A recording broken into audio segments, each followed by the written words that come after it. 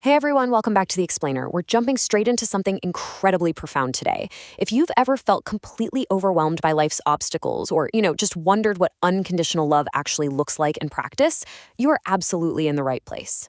I'm going to take us through a really fascinating breakdown of some ancient wisdom that hits the nail on the head regarding these exact human struggles. We're talking cosmic battles, charging elephants, and a guy who was literally overjoyed at the thought of waiting 10 million lifetimes for just a single glimpse of the divine. Okay, let's dive into this. Here's our roadmap for today. We'll kick things off with the Los Angeles lecture, look at the illusion of control, move into unlocking our inner potential, then surrendering in great danger, followed by the highest form of devotion, and we'll wrap it all up with a summary of main points. Section 1, the Los Angeles lecture, anchoring the source. So everything we're unpacking today comes straight from a really brilliant lecture given by Radhanath Swami. This was delivered in Los Angeles back on June 9th, 2014, and he was speaking on a very specific ancient text, Srimad Bhagavatam, Canto 8, Chapter 6, Text 13. Now, as Radhanath Swami points out, the Srimad Bhagavatam it's just totally unique. Every single syllable of every word in this text is designed to bring us to one ultimate destination, unconditional, ecstatic love for the Supreme. It literally takes us step by step from our flawed, conditioned mindset and teaches us how to actually attain absolute perfection. So let's look at the very first hurdle on that path. Section 2, the illusion of control, our inner battles. Right, so the fundamental problem of our material existence is that we falsely believe we're in charge. We think we're the controllers. We all want to be the enjoyers and the proprietors of our own lives.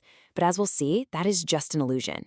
Now, in the ancient Vedic texts, there's this recurring cosmic battle between the demigods, or devas, and the demons, or asuras. The demigods, they're seeking piety and order. The demons, they just want to steal property, snatch up prestige, and exploit everything for themselves. But Radhanath Swami beautifully frames this cosmic conflict as something much more intimate. It's essentially the battle between the good dog and the bad dog right inside our own hearts. Sometimes our noble qualities win out, and, well, sometimes our selfish demonic tendencies totally overpower us. And this brilliantly illustrates the danger of that illusion, especially when we look at the story of Indra, the king of heaven. I mean, this guy had tremendous power, beauty, wealth, the whole shebang. One day, a great sage named Durvasa Muni offered Indra a sacred garland as a huge blessing. But Indra, completely puffed up by his own position and riding high on his elephant, he took this incredible mercy for granted. He casually tosses the garland onto his elephant's trunk, and the elephant promptly just crushes it between its legs. Because Indra disrespected this great soul, he and the demigods lost absolutely everything: their wealth, their power, the entire battle against the demons. His devotion had just become this empty formality. He only realized his absolute helplessness when his power was entirely stripped away, which forced him to finally surrender. Section 3, unlocking our inner potential. Invoking bhakti. So if our own power is just an illusion, where do we actually find true strength? Well, the truth is, our highest potential and pure spiritual consciousness already exist right inside us, but they have to be actively awakened. In the lecture, Radhanath Swami shares these stunning natural analogies to explain this. Think about it. Fire is inherently present in wood, right? But if you're freezing, just staring at a log isn't going to warm you up. You have to apply friction to invoke that fire.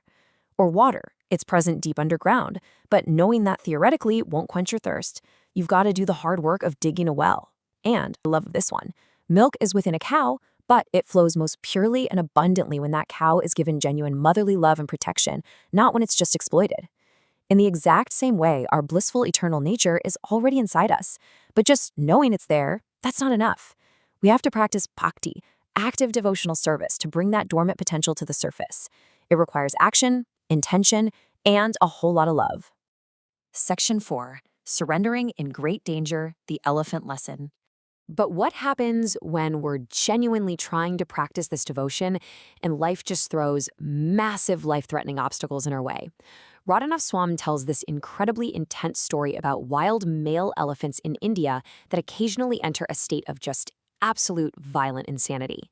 You literally cannot outrun a galloping elephant on flat ground. They are way too massive and way too fast.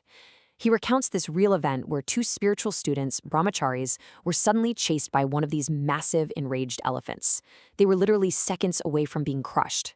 But suddenly, one of the men remembered a lesson he'd heard from a wandering sadhu when he was just a 5-year-old kid.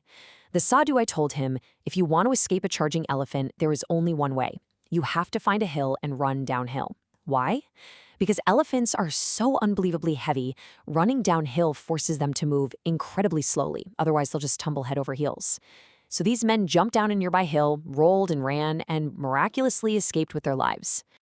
Now, what's really interesting here is the profound spiritual parallel. Literally, running downhill saved them from a physical beast. But spiritually, we are constantly being chased by the formidable beasts of lust, envy, anger, and arrogance. You can't fight these forces head-on with your own ego. They're simply too strong. The only way to survive is to run downhill. You must take a humble, low position. You have to humble yourself to be lower than a blade of grass and just cry out helplessly for divine grace. When you drop your ego and take that really low position, those massive obstacles suddenly lose all their momentum, and you finally find safety. Section 5, the highest form of devotion, unconditional love. This deep humility perfectly leads us to understanding what the absolute highest form of devotion actually looks like. And honestly, it completely flips our usual expectations of prayer and worship right on their head. Most of the time, let's face it, our devotion is highly conditional. We go to a temple or church, we pray, and we kind of demand to see God, or we demand that God magically fixes all our problems. We want the Lord to appear just so we can feel satisfied. But unconditional devotion? That is an entirely different ballgame. A pure devotee never demands that the Lord appear before them. True love isn't just about demanding to see the beloved, it's about serving the beloved to bring them pleasure, regardless of whether you get the immediate reward of their presence. Radhanath Swami quotes his spiritual master's guru with this incredibly profound statement. Do not try to see Krishna. Try to serve Krishna in such a way that Krishna is happy to see you. I really want you to let that sink in for a second. It completely changes the paradigm. Your goal isn't to force an interaction for your own benefit. Your goal is to live your life with such character, such deep humility, and such a service-oriented attitude 24 hours a day that the divine is actually pleased to look upon you. To really drive this home, the Swami tells the famous story of Mukunda Datta, who was a deeply devoted follower of Lord Chaitanya. So, Lord Chaitanya was handing out these incredible spiritual visions and benedictions to all of his followers, except for Mukunda. He intentionally ignored Mukunda, basically to teach everyone a lesson about the company we keep. When the other devotees pleaded on Mukunda's behalf, the Lord sternly replied that because of Mukunda's past actions, he would not be allowed to see the Lord for another 10 million births. 10 million lifetimes of waiting. Just imagine that. But how did Mukunda react to this incredibly harsh sentence? He was absolutely ecstatic. He literally started dancing and crying in joy, shouting, I will see him. The Lord is so kind. I only have to wait 10 million births, and then I will see him.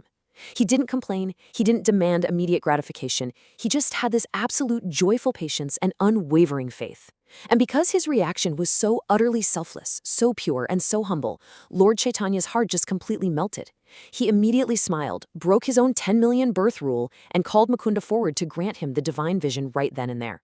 Mukunda's unconditional readiness to wait and serve was the exact thing that brought the Lord right to him. Section 6. Summary of main points. The path forward. So the crucial point here is that true spirituality isn't about what we extract from the world or even what we extract from God. Let's pull all these threads together so we can clearly see the path forward. From Radhanath Swami's profound 2014 Los Angeles lecture, we can basically take away 4 distinct pillars. First, practice unconditional service. Shift your mindset from demanding to see God to living in a way that God is pleased to see you. Second, respect others. Just as Indra lost literally everything by disrespecting a great soul, we have to remember that how we treat each other is exactly how we treat the divine. Third, you must actively invoke your inner potential. Just knowing you have spiritual potential isn't nearly enough. You have to dig the well through daily devotional practice. And finally, when the massive, enraged elephants of life's challenges come charging at you, take a humble position. Run downhill. Drop your ego, get low, and seek divine grace. I really want to leave you with this final thought to carry with you today. Take a look at the challenges in your life right now. Are you acting like the bad dog, desperately trying to control the narrative and fighting the charging elephant head-on? Or are you looking for ways to humbly serve, taking that lower position, and patiently unlocking your eternal blissful potential? Think deeply on that. Thank you so much for joining me on this explainer today. Keep learning, keep serving, and I'll catch you next time.